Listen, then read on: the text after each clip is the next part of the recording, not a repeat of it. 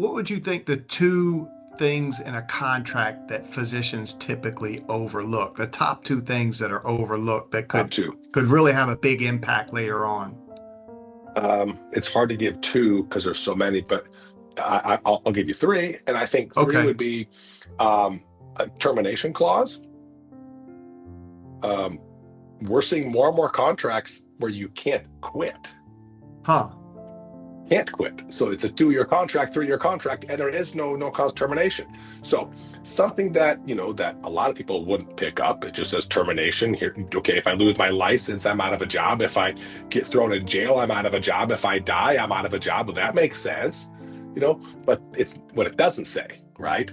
That might be impactful. So termination clauses are really, really important, and they may have a goofy language for termination around cure periods, or around disability language, or having no cause termination.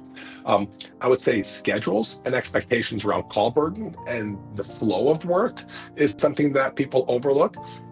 They went to their site visit said calls Q3. Okay.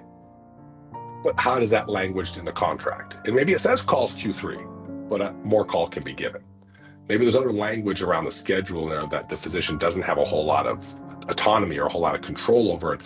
They may be doing outreach clinics, multiple times a week or a month, 45 minutes away, and that impacts their family. There might be a pace of work thing. There might be PA overlap or supervision. That there could be a lot, or even med students. I mean, there could be so many things that impact their schedule.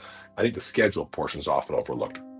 And then, I would say compensation structures aren't usually identified well by physicians, let alone fairness. But I would kind of say, the money is one thing, but like tail insurance is another.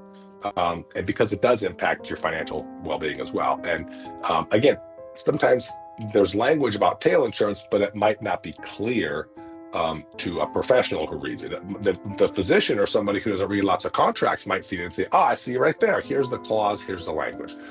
But again, it might be what it doesn't say, or it might be how it might shift over time, depending on the language that's baked into the contract. So, John, I would say termination and the nuances and details with that clause. I would say understanding the obligation of their time, right? And then or the schedule, the call and location. Then I would say the third thing, I'd probably go to tail insurance over compensation, because I'm assuming they're going to offer something reasonable, even if it's 20 or 30,000 bucks below fair market, or 100.